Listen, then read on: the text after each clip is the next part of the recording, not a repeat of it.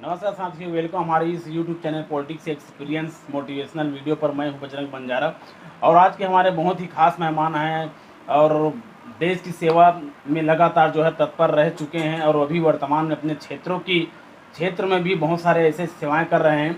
आज का मैं बताना चाहता हूं, हमारे साथ जुड़ चुके हैं बहुत ही सम्मानित श्री सोनसी राजपूत जी, जो भूतपूर्व सैनिक हैं इंडियन आर्मी से। ये सर, आपका बहुत बहुत स्वागत करता हूँ हमारी इस यूट्यूब चैनल की ओर से। Thank you. सर जी, हम लोग जानना चाहेंगे कि आपने इस ग्रामीण प्रवेश में रहकर भी, आपने गरीबियों को देखकर भी आपने बहुत सारे उपलब्धियां हासिल की हैं, बहुत सारे लड़ाइयों में भी आपका जो है दायित्व रहा है, बहुत सारे ऐसे विघट परिस्थितियों को भी आपने देखा है। तो सर, सबसे पहले हम लोग जानना चाहेंगे कि आपका जो गांव है कहाँ है और आपने किस प्रकार वहाँ से आपने कहाँ से आपने इस दीक्षा लिया, शिक्षा लिया, और आपको लगा कैसे कि आप देश सेवा करेंगे। मैं ग्राम पंचायत सुकली में रहता था पहले। ग्राम पंचायत सुकली में रहते हुए 8वीं तक सुकली में अध्ययनरत रहा। उसके पश्चात शासकीय हाई स्कूल महंत जगन्नाथ दास लोरमी में पढ़ाई किया। तो हम लोगों के समय में घर सुकली से लोरमी आने के लिए कोई साधन नहीं था। उस समय हम लोग कीचड़ में पैदल चलते हुए लोरमी में आकर अपना पढ़ाई पूर्ण किया। जिस समय मैं मिडिल स्कूल में था, उस समय मैं स्काउट में रह चुका था। स्काउट में मैं राष्ट्रीय एकता रैली तक जयंती स्टेडियम भिलाई तक अटेंड किया। उसी समय मेरे दिल में एक उम्मीद जागा कि क्यों ना मैं देश की सेवा करूं, और उसी समय से एक दृढ़ संकल्प कर लिया कि मैं जब भी करूंगा तो देश की सेवा ही करूंगा। देश सेवा करने के लिए मैं इतना लालायित था कि मैं जो भी मुझे भूतपूर्व सैनिक या सैनिक मिलता, मैं उनसे जानकारी लेता कि सर, सेना में जाने के लिए मुझे क्या क्या करना पड़ेगा, कब क्या कुछ करना पड़ेगा। तो कई साहिबान मुझे बताए कि भाई पहले अपना पढ़ाई कंप्लीट कर लो, उसके बाद फौज में जाने के लिए सोचना। मैं बोला सर, सोचना तो अलग चीज़ है, मैं अभी से अगर दृढ़ संकल्प करके चलूँगा कि मुझे ये करना है तो स्वाभाविक है कि मैं अपने मंजिल हासिल कर ही लूँगा। क्योंकि अभी वर्तमान में कई लोग ऐसे हैं जो बोलते हैं कि यार मैं इसमें चला जाता, इसमें चला जाता। भाई चला जाना अलग मैटर है, दृढ़ संकल्प एक अलग मैटर है। अगर मैं दिल में, वो एक कहावत भी है, मन की हारे हार है, मन की जीते जीत। तो मेरे दिल में ये उम्मीद था कि मैं देश सेवा ही करूंगा, और इसी तारतम्य में मैं 12वीं पढ़ाई कर रहा था। उसी समय अचानक मुझे पता चला कि क्यों न मैं जेड उस समय हमें कोई गाइड करने वाला नहीं था। जेड बिलासपुर में मैं जबलपुर के लिए यहाँ से अप्लाई किया। तो महज ही 5-7 रोज पहले मुझे कॉल लेटर प्राप्त हुआ कि मुझे सेना की भर्ती देखने जाना है। तो उस समय मेरा 12वीं की पढ़ाई पूर्ण नहीं हुआ था। 10वीं के आधार पे मैं रायपुर में विश्वविद्यालय परिसर में गया, वहाँ पर जेड भर्ती गया। तो वहाँ उस समय ऐसा था कि हमारे को आने जाने में इतना तकलीफ होता था कि सुबह 5 बजे भर्ती ग्राउंड में बी आर ओ रायपुर में जाकर हम लोग बैठ जाते थे। तो सुबह 5 बजे बैठे शाम को 7 बजे तक हम वही पड़े रहते।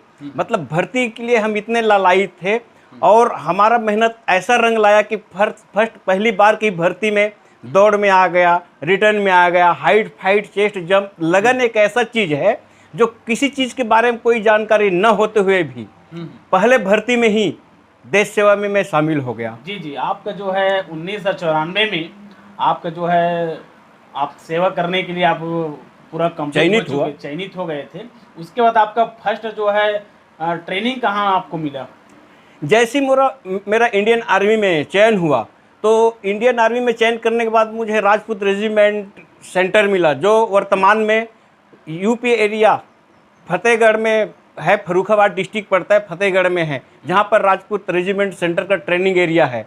वहाँ मैं 1 साल ट्रेनिंग प्राप्त किया। उस ट्रेनिंग के दौरान हमें हर तरह की विकट परिस्थिति में रहना सिखाया, आना जाना, भागना, खाना पीना, अंधेरे में चलना, अंधेरे में रहना। यहाँ तक कि हम लोगों को 40 किलोमीटर पैदल मार्च भी कराया, जिसमें हम लोग अपना पर्सनल सामान लेकर रात के अंधेरे में पैदल चलते थे, वो भी बिना किसी शोरगुल के, ताकि जो आगे बढ़कर हमें कई एक ऑपरेशनल मिलिटेंटों के साथ ऑपरेशन करने के लिए या चाहे वो नक्सली क्षेत्र हो, चाहे वो मिलिटेंसी क्षेत्र हो, वो किसी तरह का क्षेत्र हो, वहाँ पर चलना फिरना, आना जाना, हर चीज़ के बारे में जानकारी दिया जाता है ट्रेनिंग के दौरान। जी, जी, जी।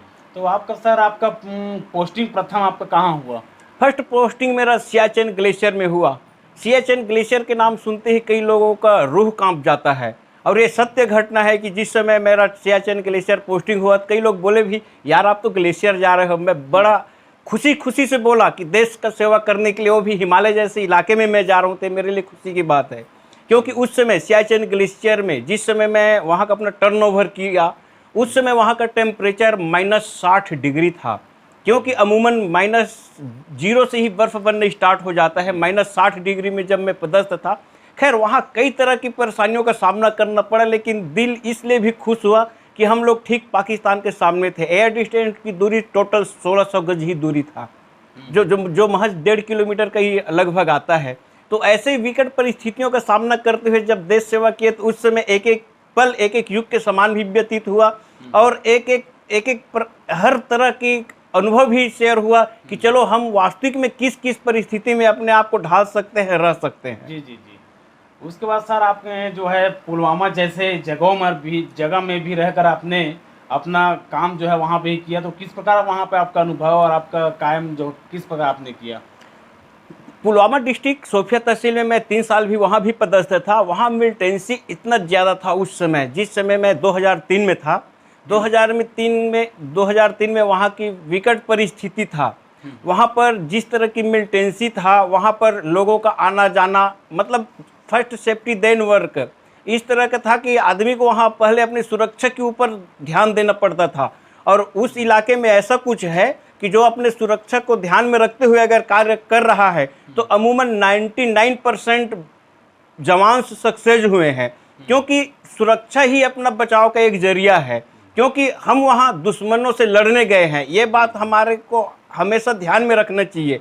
ऐसा नहीं है कि हम लोग यहाँ एंजॉय करने के लिए आए हैं ना, हम पहले देश सेवा करने के लिए आए हैं। और देश सेवा करने के लिए जब हम खुद ही तंदुरुस्त रहेंगे, जब ही हम देश का सेवा करेंगे, किसी और का प्रोटेक्ट करेंगे। और अगर हम खुद ही सेफ नहीं रहे, तो बाकी लोगों का क्या सेफ्टी करेंगे।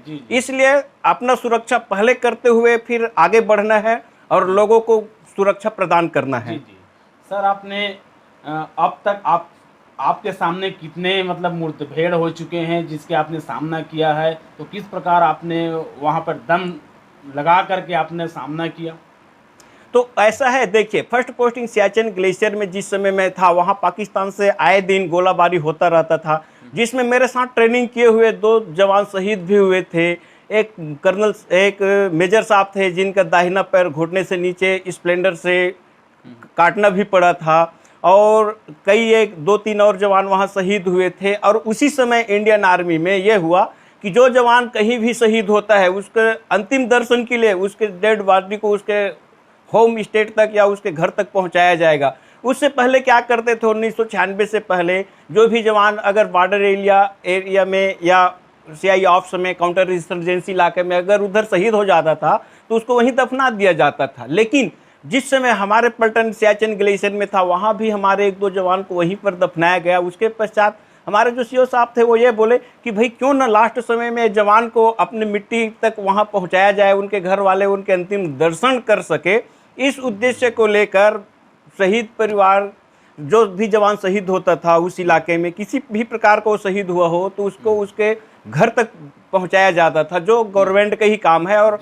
अभी भी वर्तमान में पहुंचाया जाता है। और उस जवान को शासकीय जितने भी प्रावधान हैं, शासकीय सुविधा के आधार में ही उसको दफनाया जाता है। जी। कौन मतलब देश के साथ, सैनिकों के साथ आपका मुठभेड़ हुआ, उसके बारे में हम संक्षिप्त में बताएं। जैसे सियाचिन ग्लेशियर में हम लोग थे, पाकिस्तान के साथ थे। उसके बाद नॉर्थ सिक्किम में नथुला टॉप में, वहाँ चाइना सैनिकों के साथ भी आपस तू में कभी कभी हुआ। उसके बाद इधर भूटान बॉर्डर में उल्फा के मिलिटेंटों के साथ हुआ, बोडो के मिलिटेंटों के साथ हुआ, और इस तरह के कई तरह के मिलिटेंसियों के साथ हमारा मुठभेड़ हुआ, जिसमें हमारे भी कई जवान शहीद हुए। और हम लोगों ने जैसे आसाम जैसे इलाका में, तो आपने सर बहुत जगहों पर आपने जो है मुठभेड़ का सामना भी किया और लोगों को जो है बहुत सचेत भी करने को आपका जो मनसा रहा है, आपने विशु निखर रहा है। तो किस प्रकार जो जीवन जीते हैं एक इंडियन आर्मी, तो उसका जीवन किस प्रकार रहता है? चाहे परिवार छोड़ के आप लोग गए रहते हैं, फिर भी वहाँ पे आपका जो जीवन साधना होता है, किस प्रकार आप लोग वहाँ पे अपना समय व्यतीत कर रहे हैं इस समय? इंडियन आर्मी में रहते हुए एक चीज़ का अनुभव मैंने किया है कि वहाँ पर देश सेवा ही सब जवानों में कूट कूट कर भरा रहता है। जब जिस समय कई बार मैं छुट्टी के दौरान अपने घर आया तो मेरे परिवार में भी ऐसा समय आया कि मेरे बीवी की तबीयत खराब होते हुए भी मैं मुंह मोड़कर अपने परिवार की ओर मुंह मोड़कर देश सेवा के लिए मैं निकल जाता था। मेरे साथ ये कई बार हुआ है, ऐसी कोई पहली बार नहीं हुआ है। और वर्तमान में अगर कोई जानना चाहे तो मेरे बीवी से, मेरे बच्चों से जाकर ये जानकारी भी ले सकता है कि ऐसा हुआ कि भाई ऐसा है कि आप एक अकेले के लिए मैं देश की सेवा छोड़ दूं, ये तो मुमकिन नहीं है। इसलिए नहीं है क्योंकि आप जैसे हजारों माएँ हैं, हजारों बहू है, हजारों बेटियां हैं, हजारों बच्चे हैं जिनका हमें इंतजार है। अगर उन सभी का दुआ हमारे साथ रहा, उन सभी का आशीर्वाद हमारे साथ रहा तो आप लोग बहुत जल्दी ठीक हो जाएंगे। जैसे मैं अपना खुद का एक घटना बताता हूँ। मेरी जब सेकंड बच्ची पैदा हुई थी, उस बच्ची के पैदा होने के 6 माह बाद में अपनी बच्ची को देखा था, जो एक अपने आप में बहुत बड़ी चीज़ रखता है। क्योंकि लोग बागे सोचते चलो यार मेरा बच्ची पैदा हुआ है, मैं जाकर देख लूँ। लेकिन अब मैं इतने दूर था, इतने दूर दराज में था कि मेरे को यहाँ तक आना मुमकिन नहीं हो पाया। तो बच्ची के जन्म के 6 माह बाद में देखा था कि वास्तविक में मैं अपनी बच्ची को देख सकूं या दर्शन कर सकूं। जी जी। तो इस तरह का विकट परिस्थिति है जिसका सामना करना हम लोग भली भांति सीख चुके थे। वर्तमान में क्या है, बच्चों को अगर आप ये बोलोगे कि ये करने हैं, थोड़ी सी परेशानी में वो लोग घबरा जाते हैं। वास्तविक क्या है कि कठिनाइयों का सामना करना ही पुरुषार्थ है, और जिस व्यक्ति के अंदर पुरुषार्थ हो देश सेवा के लिए वही जा सकता है। ठीक है, और देश सेवा करना एक बड़े ही गर्व की बात है। देश सेवा करना हर किसी को मौका नहीं मिलता। और देश सेवा करने एक ऐसा चीज है, लोग बाग अपने लिए तो सभी जीते हैं, लेकिन वास्तविक जीना तो वो है जो दूसरों के लिए जिए। तो इंडियन आर्मी में या किसी भी तरह की जो बेल्ट की सर्विस करता है वो अपने लिए नहीं जीता, वो औरों के लिए जीता है। चाहे वो इंडियन आर्मी का हो या CRPF का हो या ITBP का हो, BSF का हो, क्योंकि वो अपने परिवार से दूर रहते हुए लोगों की सेवा करने के लिए जीते हैं। जी जी। तो उस समय सर जो है बहुत लोग अपने परिवार छोड़ कर आते हैं, तो उसमें दोस्ती परवेज भी बहुत अनेक राज्यों से जो है, और आप लोगों को जो साथी रहता है उन सबसे आप लोग हिल मिल कर भी रहते हैं। तो ऐसा नहीं लगता कि उनके बीच में रह करके एक अपना जैसा परिवार का भी एक अच्छा लगता होगा? देखिए, इंडियन आर्मी में ऐसा है, देश के हर जगह के हर माहौल के रहने वाले व्यक्ति वहाँ पर आते हैं। उन लोगों के साथ इतना अपनापन हो जाता है कि लोग बाग इधर आने के बाद भी उनको याद करते हैं। क्योंकि जितना अपनापन लोगों को अपने घर में नहीं मिलता, उससे ज़्यादा अपनापन इंडियन आर्मी में रहते हुए साथियों का मिलता है। ऐसा है कि वहाँ कदम कदम पे उन्हीं लोगों को साथ रहना है, खाना है, पीना है, चलना है, रहना है हर समय। तो उनसे इतना ज़्यादा अपनापन हो जाता है जो शायद अपने परिवार से इतना लगाव नहीं रहता। इसीलिए इंडियन आर्मी में रहने वालों को ये महसूस नहीं होता कि मैं अपने परिवार से दूर हूँ। क्योंकि परिवार से दूर रहने का आभास इसलिए नहीं होता क्योंकि वहाँ पर हर प्रांत के हर लोगों से अपना मेल जोल बना रहता है। और वहाँ पर सिर्फ देश की सेवा, देश के लिए सोचते हैं, अपने पर्सनल के लिए बहुत कम सोचते हैं। सर आपने जो है बहुत ज़्यादा अपने सेवा किया, देश का भी आपने अच्छा से सेवा किया। उसके बाद तत्पश्चात आपने 30 नवंबर 2009 को आपने रिटर्न, आपका जो सेवा काल पूर्ण रहा, उसके बाद आपने वापसी हुआ। उसके बाद आपने अपने जो लोरमी क्षेत्र है वहाँ में भी आपने अचानक मार टाइगर रिजर्व में भी आपने जो आपका जो कार्य है उसको भी आपने आगे बढ़ाया। किस प्रकार बढ़ाया? देखिए, अब मैं बता देता हूँ, अपने बारे में संक्षिप्त परिचय देना चाह रहा हूँ। 27 फरवरी 1994 को मैं इंडियन आर्मी ज्वाइन किया। उसके बाद 1 साल फर्रुखाबाद डिस्ट्रिक्ट फतेहगढ़ में राजपूत रेजिमेंट सेंटर में ट्रेनिंग लिया। ट्रेनिंग करने के बाद सियाचिन ग्लेशियर गया। सियाचिन ग्लेशियर के बाद कलकत्ता में गया, चाइना बॉर्डर गया, फिर RR-44 RR किया। मेरा 15 साल 9 माह 3 साल की ड्यूटी में लगभग 11 साल जम्मू कश्मीर की सर्विस है। और इस ड्यूटी के दौरान मैं हमेशा यही सोचा कि अगर कुछ करना है तो दूसरों की भलाई करना है। तो इंडियन आर्मी से मैं 30 नवंबर 2009 को सेवानिवृत्त होकर जब अपने घर आया, घर आने के बाद मैं सोचा कि कुछ ऐसा क्यों न करूं जिससे, वहाँ था जब तो देश सेवा किया, यहाँ रहकर भी मैं देश सेवा कर सकता हूँ। तो उस समय मैं ATR अचानक मार टाइगर रिजर्व में सिक्योरिटी पद पे वहाँ पर काम करना शुरू कर दिया। वहाँ पर काम करते करते शिक्षा विभाग की वैकेंसी निकला, उसमें भी मैं वीकेंड डाल दिया।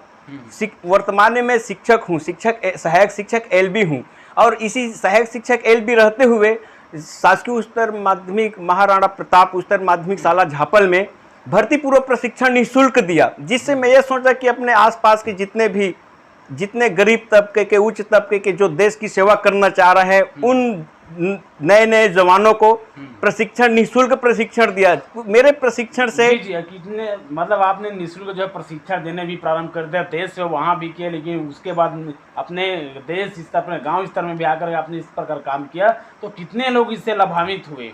लगभग अभी तक, वर्तमान में अभी तक 15 से 20 लोगों ने इंडियन आर्मी ज्वाइन कर रखा है, और साथ साथ अभी भी कई लोगों को मैं निःशुल्क प्रशिक्षण अभी भी दे रहा हूं। और साथ साथ क्या है, कराटे का प्रशिक्षण भी निःशुल्क देता हूं, जैसे बच्चियों को अपने आत्मरक्षा करने के लिए। वर्तमान में मैं 100 बिस्तर शारदा में, कस्तूरबा गांधी में और आसपास के क्षेत्रों में निःशुल्क प्रशिक्षण अभी भी मैं दे रहा हूं। और अभी भी मैं यही बोलता हूं लोगों से कि चाहे वो किसी भी गांव का हो, किसी भी धर्म का हो, किसी भी जाति का, जाति धर्म से मुझे कोई लेना देना नहीं है। अगर किसी जगह में, अगर वर्तमान में भी 8 से 10 बच्चे अगर एकत्रित हो जाते हैं, तो वहां तक भी मैं आसपास के एरिया में 15 किलोमीटर 20 किलोमीटर निःशुल्क जाकर मैं प्रशिक्षण देने के लिए वर्तमान में भी तैयार हूं। अगर वर्तमान में भी आसपास के कोई भी यंग साथी, नौजवान साथी अगर देश सेवा करना चाहता हो या किसी भी तरह की बेल्ट की सर्विस करना चाहता हो, उसको मार्गदर्शन की आवश्यकता है, तो वर्तमान में भी मैं निःशुल्क उनको प्रशिक्षण देने के लिए तैयार हूं, तत्पर हूं। अब एकदम तत्पर है सर। अभी तक जो है आपका जो पहले से जो युवा जोश था, वो अब भी आपके जो मन में जो जज्बा है, जो जोश अभी भी जो है दिखता है। वास्तव में जो आपने बहुत सारे ऐसे संघर्ष किया है, चाहे अपने क्षेत्र में जो है, चाहे महिलाओं के प्रति हो, चाहे युवा लोगों को जागृत करने के लिए प्रोत्साहित करनी हो, बहुत सारा आपने काम किया है। सर आपसे एक प्रश्न और पूछेंगे, वर्तमान में जो है क्या युवा जो है आगे जुड़ जाता है और इंडियन आर्मी में करने के लिए, उसमें अपना दायित्व निभाने के लिए आगे भी चल देता है, लेकिन कहीं न कहीं वो कट आउट हो जाता है, अपने आप को निराशाजनक महसूस करने लगता है। उस वक्त लोग जो है उसके बारे में नकारात्मक विचार रख लेते हैं और अपने आप को उस काबिल नहीं समझते हैं, तो उस युवाओं को आप क्या कहेंगे? उन युवाओं को मैं यही कहना चाहूँगा कि उनके अंदर एक दृढ़ संकल्प होना चाहिए। दृढ़ संकल्प एक ऐसा चीज़ है जो अच्छे अच्छे कार्य को भी करा सकता है। जैसे कि अब पुराने कहानियों में पढ़ा जाता है, किताबों में पढ़ा गया है कि मोहम्मद गोरी इंडिया पर 17 बार आक्रमण किया, 18वें बार जीता। तो भाई जब एक दुश्मन देश दुश्मन के ऊपर आक्रमण करके 17 बार परास्त होने के बावजूद भी अपना हौसला बुलंद रखता है, तो देश सेवा करने के लिए महज ही एक बार ट्रायल करने के बाद लोग बाग दिल छोटा कर लेते हैं कि चलो यार मेरा नहीं हुआ। उनका सोचना गलत है। उनको दृढ़ संकल्प करना चाहिए, रखना चाहिए कि इस बार नहीं हुआ तो कोई बात नहीं, अगले बार 100% होगा, और अपने जो तैयारी है उसको और बेतरतीब थोड़ा और बढ़ावा दे दे। अगर कुछ मार्गदर्शन की आवश्यकता है तो अभी भी मैं निःशुल्क मार्गदर्शन करने के लिए तत्पर हूं, तैयार हूं। अगर जो भी यंग जवान देश की सेवा करना चाहता है, किसी भी तरह की बेल्ट की सर्विस करना चाहता है, तो उनको मैं मुफ्त में राय देने के लिए भी तैयार हूं। अगर वो मेरे तक नहीं आ पाते तो मेरा मोबाइल नंबर है 9993841823। इस नंबर पे आप संपर्क कर लीजिए। अगर आपके गांव, यहाँ से मैं प्रॉपर लोरमी का रहने वाला हूँ, यहाँ से अगर 15 से 20 किलोमीटर की दूरी पर भी है, तो आप 8 से 10 लड़के अगर एक जगह इकट्ठे हो जाते हैं, आप मुझे कॉल कर लीजिए। वहाँ तक मैं निःशुल्क, निस्वार्थ भाव से आप लोगों को मार्गदर्शन करने के लिए अभी भी तैयार हूँ और हमेशा तत्पर रहूँगा। जी, बहुत सुंदर आपका। तो सर जी, जाते जाते हमारी इस यूट्यूब चैनल को आप क्या कहेंगे? यूट्यूब चैनल के माध्यम से मैं सभी साथियों का धन्यवाद करना चाहता हूं, और यूट्यूब चैनल चलाने वाले साथियों का भी धन्यवाद करना चाहता हूं को जो इतने अच्छी जानकारियाँ, इतने अच्छी तरकीब, इतने अच्छे तरीका यूट्यूब के माध्यम से एक अच्छे से लेकर एक लोअर से लोअर कैटेगरी के लोगों तक भी जानकारी पहुंचाया जा रहा है। ये बहुत ही सराहनीय कार्य है, क्योंकि वर्तमान सिचुएशन में लोगों को बेवजह की इधर उधर के काम से फुर्सत नहीं हो पाता। लेकिन आप लोगों का भी बहुत धन्यवाद है, जो आप लोग इस नए कार्य के लिए जगह जगह विकट परिस्थिति का, विकट समस्याओं का सामना करते हुए हर एक जगह जाकर लोगों से गुजारिश करके, लोगों से निवेदन करके हर तरह की जानकारी आम पब्लिक तक, आम जनता तक, आम लोगों तक पहुंचाने की कार्य जो आप लोग कर रहे हैं, आप लोगों को भी मैं सादर नमन करता हूं कि आपके अंदर भी देश सेवा की भावना एक तरह से भरा हुआ है। ऐसा नहीं है कि बॉर्डर में जाकर लड़ाई करना ही एक देश सेवा है, क्योंकि देश की कई एक जानकारी है, देश विदेश की लोकल कई एक जानकारी है जो लोगों तक नहीं पहुंच पाता है, और आप लोगों के माध्यम से वो जानकारी उन लोगों तक पहुंच पा रहा है, तो इससे बड़ा और खुशी की बात नहीं है। तो इसलिए मैं सभी यूट्यूब चैनल के संस्थापकों का और कार्यकर्ताओं का पुनः धन्यवाद ज्ञापित करता हूं कि जो इतने विकट परिस्थिति में इस तरह के प्रतिवेदन, इस तरह का व्याख्यान, इस तरह की जानकारी आप लोग समावेश करते हैं, लोगों तक पहुंचाते हैं। आप लोगों का बहुत बहुत धन्यवाद, सादर नमस्कार। धन्यवाद साथियों। आप लोगों को मैं एक बार पुनः जानकारी देना चाहूँगा कि आप लोग YouTube चैनल को, अगर इस कथन को आप लोगों को अच्छा लगा तो एक बार पुनः सब्सक्राइब जरूर करें। आप लोगों से मुझे कुछ भी नहीं लेना है, या YouTube चैनल को प्रसारित कराने वाले या करने वाले आप लोगों से कोई नहीं चाहते। बस आप लोगों से यही एक चाहते हैं कि आप लोग उसको लाइक करें, सब्सक्राइब करें, जिनसे उनका मनोबल, उनका हौसला अफजाई होता रहे। बस थैंक यू साथियों, धन्यवाद साथियों, राम राम साथियों।